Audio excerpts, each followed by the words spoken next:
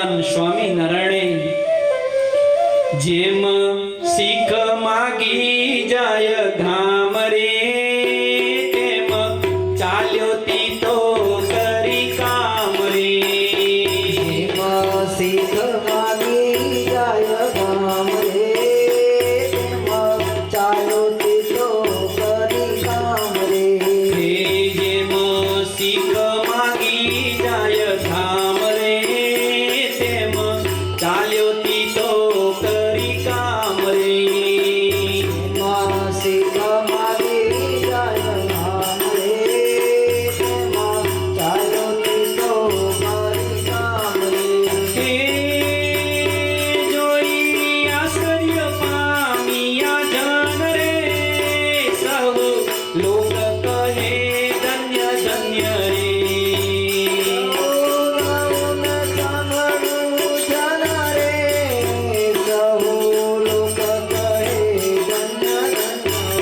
છે જોઈ આશ્ચર્ય પામ્યા જન રે સૌ લોક કહે ધન્ય ધન્ય રે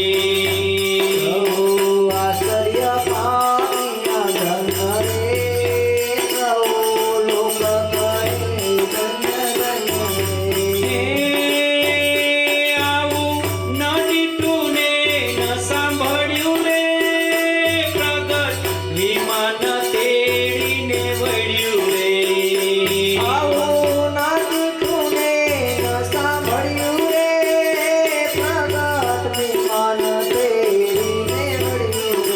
હે સાચી ભક્તિએ ભગત તણી રે થયો પરચો કહીએ શું ગણી રે સાચી ભક્તિએ ભગત તણી રે થયો પરચો કહીએ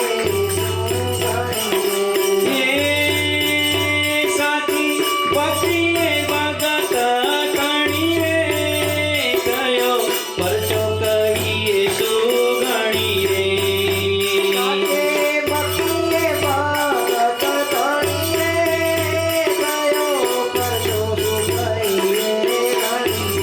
હે થયો પરચો કહીએ શું ગણી રે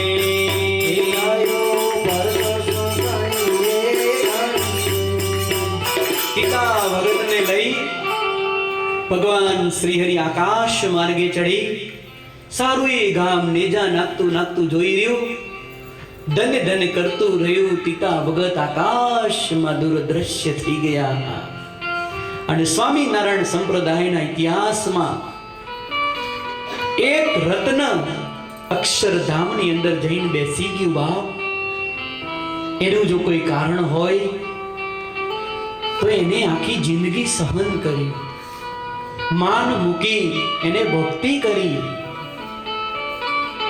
જેના કારણે એની ભક્તિનો અંજામ આવી ગયો એનો છેડો આવી ગયો આપણે જો ભક્તિ આવી રીતે કરીએ નિર્માનીપણે તો મને 100% વિશ્વાસ છે કે ધરતી ઉપર આકાશની અંદર સૂર્ય પોતાની ગતિ બદલી શકશે બદલે નહીં પણ કદાચ ગતિ બદલી શકે નક્ષત્રીય પોતાની ગતિઓ બદલશે પહાડો પોતે ગતિ કરીને બીજે જઈ શકે કદાચ ન જાય છતાંય નદીઓ પોતાના વેણ બદલે સૂર્ય ચંદ્ર પોતાની ઉગવાની દિશા બદલે સમુદ્ર પોતાની મર્યાદા કદાચ છોડી દે આકાશની અંદર તારલાઓ બધા ખરી નીચે પડી જાય પણ તમારા સિંહાસનની અંદર બેઠેલો એ 3 છોગલા વાળી પાગનો ધરતલ ઘનશ્યામ પ્રભુ એને આપેલું જે વચન છે ના બાપ એ કોઈના બાપની તાકાત નથી ફેરવી શકે એને વચન દીધું છે કે મારા જનને અંત કાળે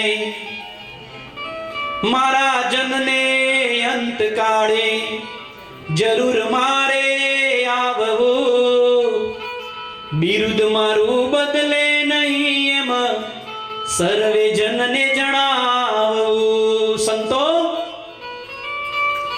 ગુજરાતની અંદર નહીં પણ સંતો દુનિયાના પલક ઉપર બેસીને સાથી ઠબકારીને બોલજો કે આ 3 છોગલા વાળી પાગનો ધરતલ પોતાના ભક્તને અંતે તેડવા આવશે.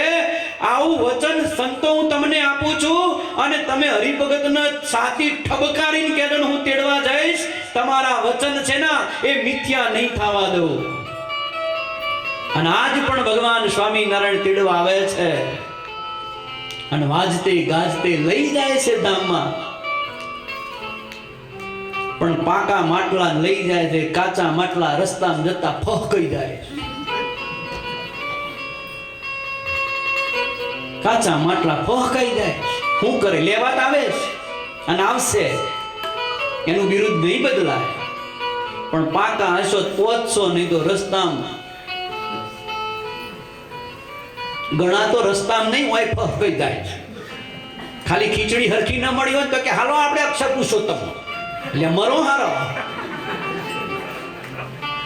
અહીંયા હારું મળે ખીચડું, અહીંયા રીંગણા હારા મળે શાકો છો. એટલે આટલું ન હચવાય એમાં. અમારું ન હચવાતું, અમે નથી જતા રહેતા અહીંયા, અમે નથી વયા જઈએ. શું ભક્તિ આપણે સહન કરવું પડશે અને આપણી ભક્તિનો અંજામ આપણે જ લાવવો પડશે. તમારી ભક્તિનો અંજામ તમારે લાવવો પડશે. ચાહે સહન કરો ન કરો, આજે સહન કરશો નહીં તો લાખો જન્મ પછી પણ આ તો સહન કરવું જ પડશે. માટે ભક્તજનો, આવો સત્સંગ, આવા શાસ્ત્રો, આવી વાતો, આવી વાત જગતની અંદર હોત લઈ આવો દામ ન મળે. કેટલાય દર્શન શાસ્ત્રો મેં વાંચી આ વ્યાસપીઠ ઉપર બેઠો છું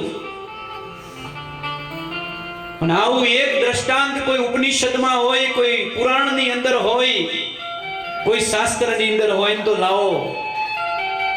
મારે ગાવું જ પણ મળતું નથી. આવા શાસ્ત્રો ને આવી વાતો ને આવા પરચા એ ભગવાન સ્વામિનારાયણની સાવણીમાં અને ભગવાન સ્વામિનારાયણના એ ઇતિહાસની અંદર ગવાય છે. બાપ, કોઈની બાપની તાકાત નથી કે આવા પરચા પૂરી શકે. બહુ સારો સત્સંગ છે, બહુ આનંદ આવે છે. તમે બધા બહુ સારા છો, પણ શું કરું? સુરત સ્વામી ના પાડે કે તમે બહુ કઠણ ન કહેશો આ લોકો. પણ ભક્તજનો, માં હોય ને માં, કે માં દીકરાને તાવ આવ્યો હોય ને તો કડવી દવા જોરે જોરે પાય છે. અમે સંત માં છીએ તમારી, અને સંત સાચી વાત નહીં કરે તો જગત હળગી જાય, હળગી જાય. અમે $2 લેવા માટે, $10 સેવા લેવા માટે તમને સાચી વાત નહીં કરીએ ને તો બાપ, અક્ષરધામમાં મારો નાથ મને પૂછે કે સાચી વાત ન કરી એલેમાં જઈને, એ મારે નહીં સાંભળવું. એટલે હું તમને કહું છું કે જીવનની અંદર જીવન એવું મધુર બનાવીએ કે આપણો નાથ આપણી પર રાજી થાય. છોકરાને તાવ આવ્યો હોય ને તો એ માં કેવું મનાવીને, કેવું સમજાવીને, માને નહીં ગમે એમ કરીને દવા પાય છે. એને એમ છે મારું છોકરું તંદુરસ્ત થાય. અમને સંતોને પણ એવી ભાવના હોય કે હરિભક્તો બહુ ચોખ્ખા બની મહારાજના ખોળામાં રમી શકે, એવા બની શકે. એટલા માટે અમે તમારું ખાઈ છીએ ને એટલે કહી છે. ને તો શું એલેમાં જ અહીંયા રોટલા મળતા? મૂડીમાં રોટલા નથી મળતા? મળે છે. અમારા મૂડીની અંદર 350 ગામ છે, એના અંડરમાં એક ગામમાં એક દિવસ સત્સંગ કરીએ ને તો એ પૂરું ન થાય. આટલે જ્યારે આવ્યા છીએ તો એક જ વાત કરવી છે કે આમાંથી મારા શબ્દરૂપી એક બાણ જો કોઈના હૃદયની અંદર ઘૂસી જાય અને એક યુવાન જો તૈયાર થાય, કે એક ભગવાનનો ભક્ત તૈયાર થાય અને એની મનની ગાંઠો છૂટી જાય ને, તો અમારે ઇન્ડિયાથી અહીંયા આવેલું સાર્થક થઈ જાય અને મારો નાથ મારી પર રાજી થઈ જાય. મારો નાથ મારી પર રાજી થાય. આજે બહેનોએ બહુ સરસ વાગા બનાવ્યા છે. મંદિરની અંદર સંપ બહુ સારો છે, બહુ સારો સંપ છે, અને આવો નવો સંપ રાખજો. દ્રષ્ટિઓમાં સંપ હશે ને તો સત્સંગીઓ સંપીને રહેશે. જો દ્રષ્ટિઓમાં સંપ નહીં હોય તો સત્સંગીઓ વિખી જશે, માળાના મણકાની જેમ. એક મેર જો હરખો ન હોય તો મણકા બધા વિખી જાય. પણ અહીંયા એલીની અંદર બહુ સંપ છે. આનંદ કિલોલથી બહેનો ભાઈઓ બધા કામ કરે છે. આવીને આવી રીતે આવીને આવી સમજણથી જો આપણે સત્સંગ કરીશું ને તો આપણી મંજિલ દૂર નથી. આપણી મંજિલ અક્ષરધામ રૂપી આપણા પાસે જ બેઠી છે. અહીંયા વડીલ પ્રેમજી દાદા, એની સત્સંગની અંદર બહુ ભોગ આપ્યો છે. જ્યારે મંદિરનું સર્જન થતું હતું ત્યારે દેવરાજભાઈ તો તૈયાર થાળી પર બેઠા છે. થાળી તૈયાર કરવી ગમે તે માટે, મારા માટે કે પ્રેમજી દાદા માટે, કોઈના માટે તૈયાર થાળી કરવીને બહુ કઠણ છે. કેટલો ભોગ આપવો પડે છે, પાયાની અંદર ચણાઈ જવું પડે છે. એવા કેટલાય પ્રેમજી દાદાની સાથે કેટલાય સપોર્ટ કરનારા હરિભક્તો, એની અંદર એક એકની અંદર મેં ગુણ જોયા છે. કઈ તો પ્રેમજી દાદાનું મંદિર પ્રત્યેનું પ્રેમ પણ, અને મંદિર પ્રત્યે પ્રેમ બહુ છે, મેં જોયો છે. એમના દીકરા દેવરાજભાઈનું દિવ્યપણું નામ છે ને એવું જ મેં ગુણ લીધા છે. પ્રેમજી દાદાનું પ્રેમપણું, દેવરાજભાઈનું દિવ્યપણું. સંતો ગમે તે રીતે રહેન પણ એને રાખતા આવડે છે. ભલે કે ટકોર કરે પણ હા અમારા હિતની અંદર છે. પણ એને સંતોમાં દિવ્ય ભાવ એના હૃદયની અંદર મને જણાય છે. એટલે દેવરાજભાઈનું દિવ્યપણું, પછી ઈશ્વરભાઈનું આપવાપણું. સંતોન ખૂણા બોલે ના આપે, લ્યો સ્વામી તો ક્યાં પૈસા વાપરજો, આનંદ કરજો. આપવાપણું એનું સંતોને સાચવે છે. અને સંતો નહીં સાચવા તો સંતો કોઈ દી નહીં આવે. વિચાર કરો કે તમારા દીકરાને તમે સાચવો છો કે નહીં? બાપની ફરજ છે કે દીકરાઓને સાચવવા. તમે તમારા સંતાનોને સાચવો છો તો અમે સંતો છીએ, અમે તમારા નથી. ભગવાન સ્વામિનારાયણ આપણો બાપ છે, આપણે એક સંતાન છીએ. અમે કમાવા જતા નથી, અમે નોકરી ધંધો જોબ કરતા નથી. કોણ અમને પુસ્તક લાવશે? કોણ અમને તંબુરા લાવીને આપશે? કોણ અમને પેટીઓ આપશે? એ 2-5 પૈસે તમે રાજી કર્યા હશે, એ કોઈ દિવસ કામ આવશે. ઈશ્વરભાઈનું આપવાપણું, રસિકભાઈનું રસિકપણું. 2 રસિકભાઈ છે, રસિક છે.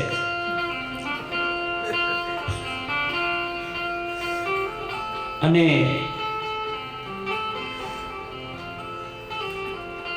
દાદાનું નામ તમારું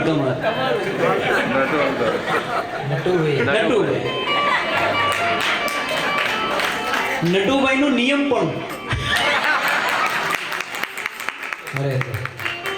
નટુભાઈ નું નિયમ પણ સ્વામી બહુ આનંદ આવે. અમારા માથે કોઈ છે અને આ દેશમાં નિયમ છે ને એથી દેશ આગળ છે.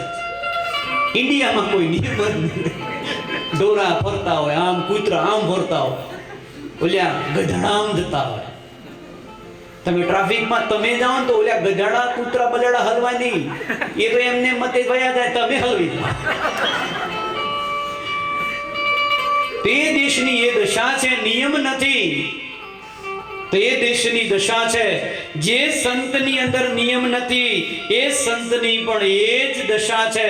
પણ જે સંત નિયમની અંદર રહે છે એને અમેરિકાની જેમ આગળ એની જગ્યા મળતી હોય છે, એની પ્રગતિ થતી હોય છે. નટુભાઈના નિયમ પણ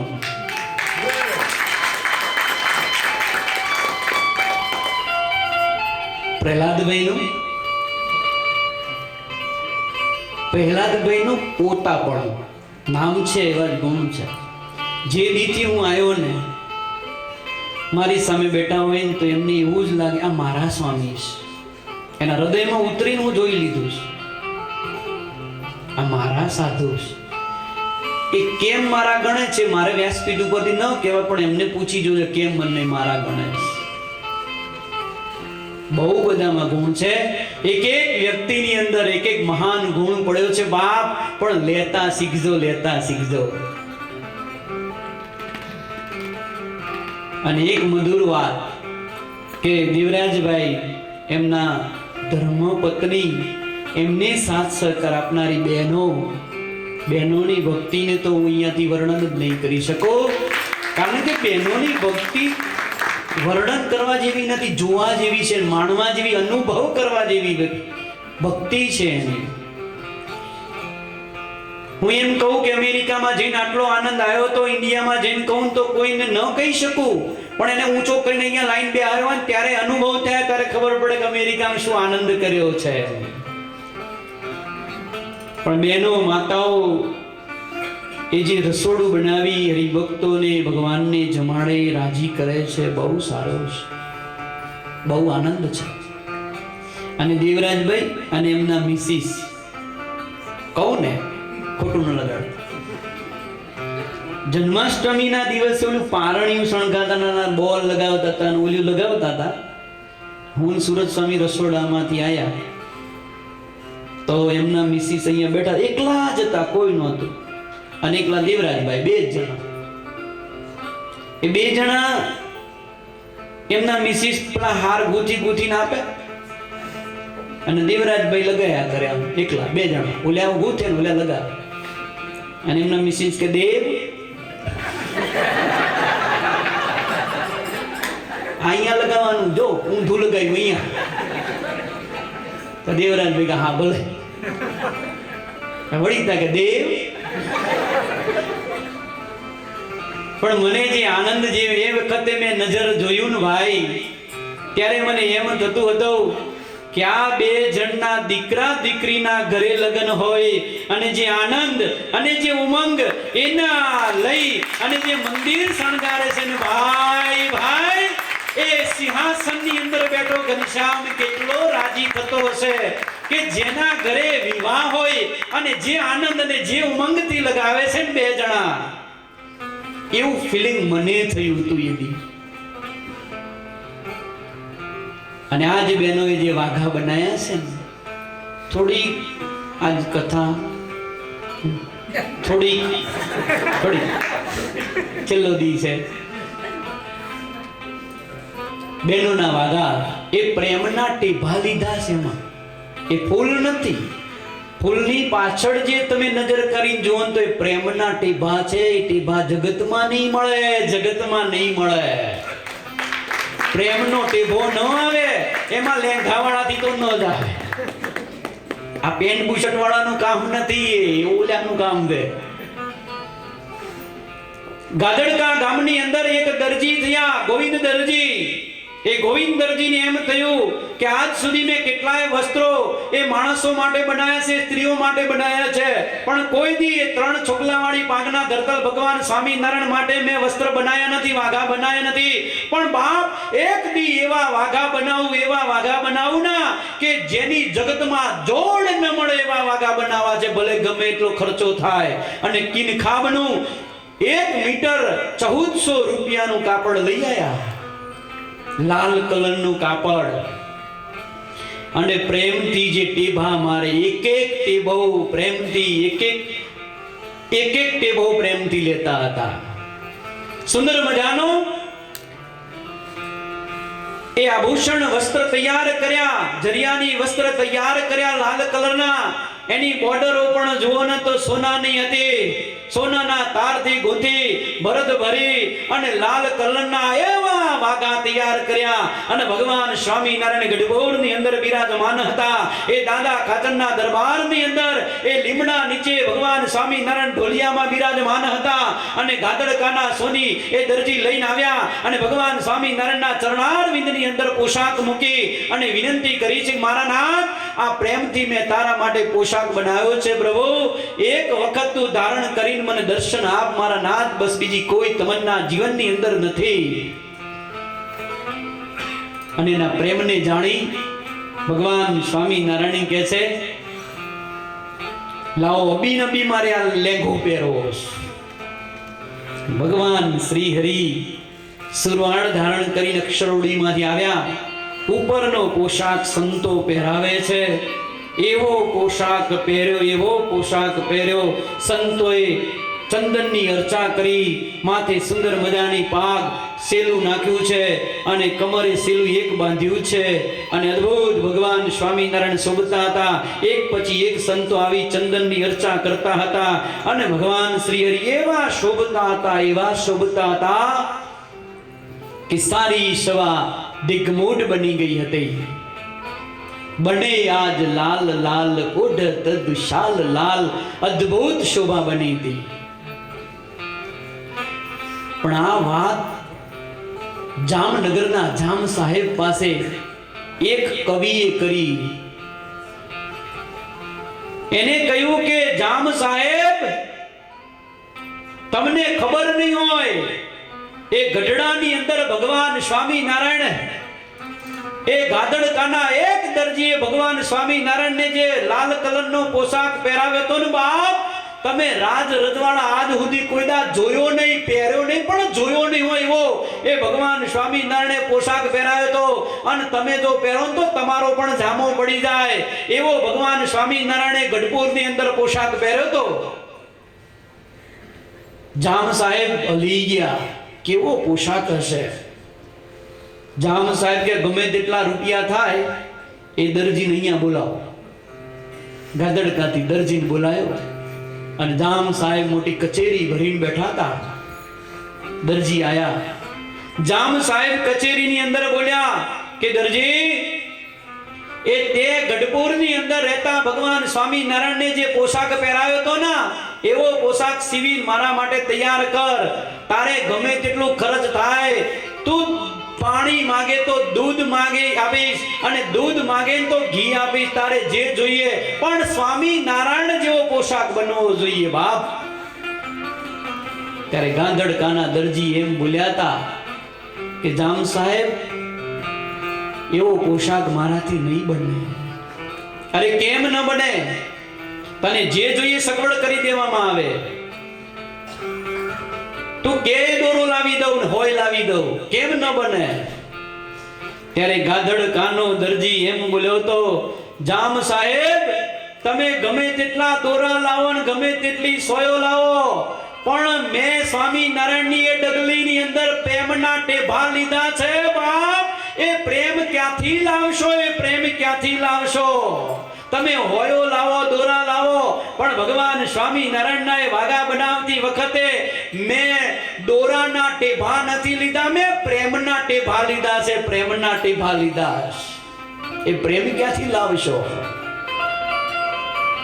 નહીં બને. અને ગાધડકાનો દરજી નીકળી ગયો અને જામ સાહેબ જોતા રહી ગયા.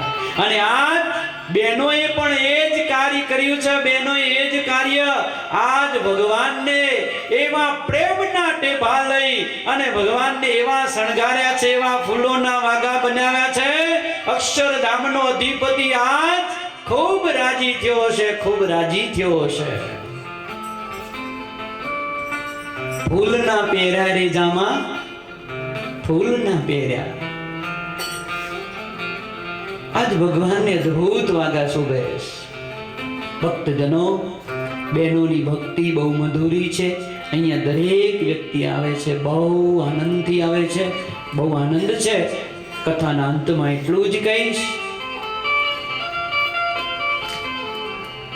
કે 5 દિવસની અંદર મારા આવેશની અંદર કદાચ કોઈ કઠણ શબ્દ નીકળી ગયો હોય અને કોઈ બેન દીકરી કે કોઈ વડીલનું હૃદય જો જરાક દુભાયું હોય તો બ્રહ્માનંદ સ્વામી એની પરંપરાનો એક સંત ને ભગવાન સ્વામિનારાયણનો નાનકડો એક સંત માની આપ સર્વે મારી ઉપર રાજી રહેજો, રાજી રહેજો.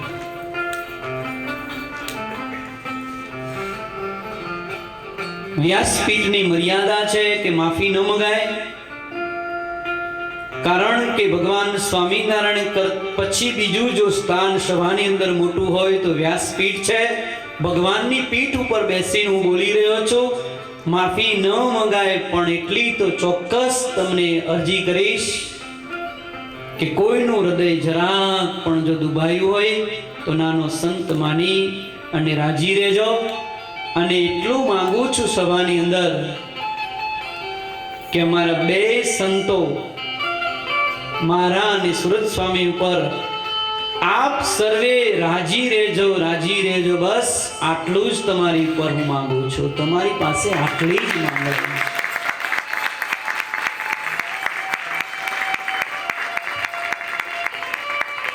અને અમે જે સંત બન્યા છીએ